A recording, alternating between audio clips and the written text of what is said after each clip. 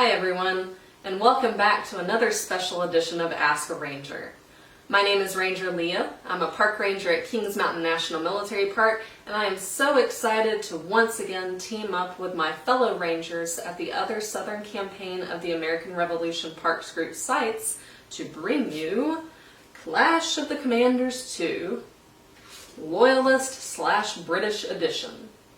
So for this edition of Clash of the Commanders, we are answering the question, who is the most significant Loyalist or British leader in the backcountry?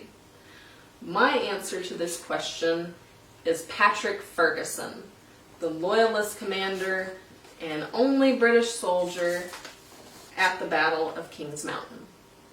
Now, why do I believe that Patrick Ferguson is the most significant British or Loyalist leader in the backcountry? His actions in the backcountry helped to change the course of the war in favor of those Americans fighting for independence. He is given a task by Cornwallis, a special mission by Cornwallis, after the big defeat at Musgrave Mill, which I argued was the most significant battle in the backcountry. After Musgrave Mill, Cornwallis orders Ferguson to protect his left flank. He is going to be traveling north parallel with the main army to shield Cornwallis's army from attacks by Patriot militia that are in that western backcountry as Cornwallis makes his way into North Carolina. Ferguson is also expected to recruit militia in Tryon County, North Carolina. So he's already operating with South Carolina militia, and then he's expected to recruit more militia in North Carolina. The Patriot leaders that are in the backcountry recognize the threat that Ferguson is. As long as he is recruiting and training and patrolling in the backcountry with these militia and his provincial soldiers, he is a threat. They also recognize the kind of man he is a threat. He is probably the one British officer who takes the time to discuss issues with the people of the backcountry. He is sitting down with people in their homes and trying to convince them that supporting the British is the right thing to do. He's telling people the British didn't come to make war on women and children, but to relieve their distress. And that's a convincing enough message that he is recruiting Loyalist militia to the cause. So they recognize the danger that he poses. Now, the second action in the backcountry is the fire and sword threat, the infamous fire and sword threat. On or about September 10th, 1780, Ferguson supposedly paroles a Patriot prisoner, Samuel Phillips, and sends him over the mountains, across the mountains to the Overmountain settlements at the Watauga, to Isaac Shelby in particular, who had commanded part of the Patriot force at the Battle of Musgrave Mill. And Ferguson relays a verbal message to Shelby. He tells Shelby that if the Overmountain men do not stop aiding the Patriots in the backcountry, Ferguson is going to march his Loyalist army over the mountains, hang their leaders, and lay waste to their country with fire and sword. Now, there is some debate among historians over whether Ferguson actually said this. Ferguson was pretty meticulous about writing everything down, letters, messages, journal entries. So this would be out of character for him to deliver a message verbally rather than writing it down. So it is possible that Shelby was using it as a tool for recruitment and support of the campaign against Ferguson. But whether he said it or not, what's important is that the Overmountain men and the Patriot militia believed it. Perception is oftentimes more important than reality. So it's a convincing enough message that when Isaac Shelby rides to John Sevier and tells him, they decide it's time to launch a campaign against Ferguson. And remember, after the Battle of Musgrave Mill, they had already established that courier service to keep one another apprised of Ferguson's movements. So the message is relayed along to those different Patriot leaders in the backcountry, and they start that march to find Patrick Ferguson. Ferguson is the lightning rod that motivates the Patriot militia to get rid of him and get rid of the British presence in the western part of the backcountry. And finally, those actions in the backcountry play out most fully at the Battle of Kings Mountain.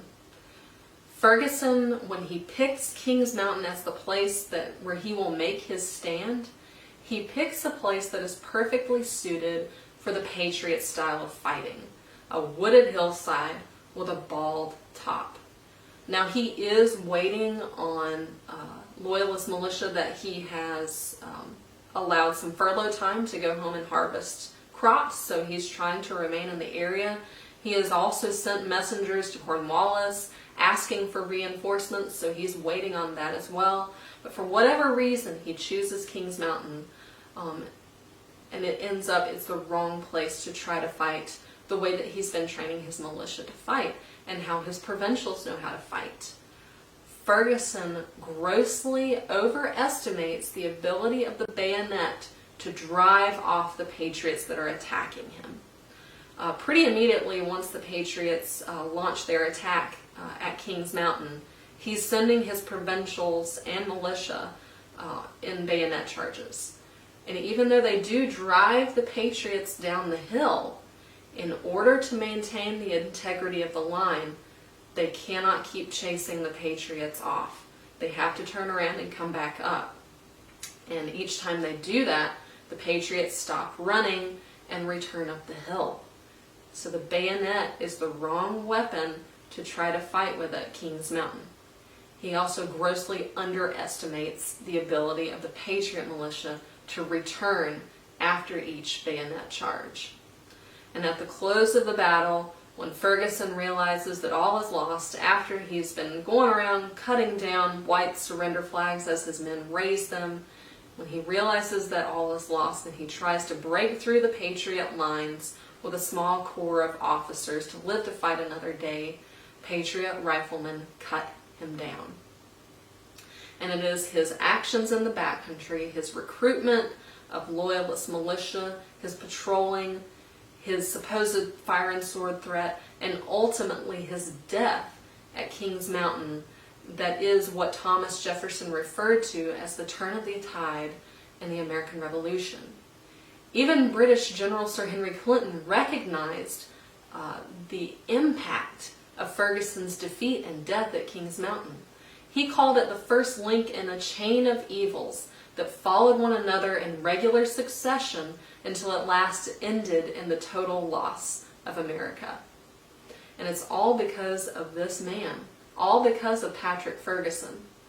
With the defeat at Kings Mountain, it's a huge victory for the Patriots in the battle for hearts and minds.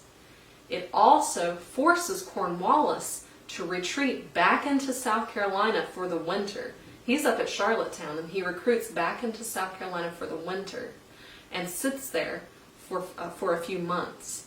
And in the meantime, another American general and his counterpart brings another Continental Army down here that will end up driving Cornwallis to surrender at Yorktown. Nathaniel Greene and Daniel Morgan are on their way. And it's all because of the significance of Patrick Ferguson and his actions in the Carolina backcountry. Thank you guys for tuning in today. I hope that I have presented a compelling argument to you for why Patrick Ferguson is the most significant British leader in the backcountry. But I will leave it to my fellow Rangers to try to convince you otherwise. Ranger William will be up next with the Over Mountain Victory National Historic Trail, followed by Ranger Roland and Cowpens National Battlefield, and Ranger Adrian will close us out with 96 National Historic Site. Thanks for tuning in. Please leave any questions or comments below, and we look forward to seeing you again soon.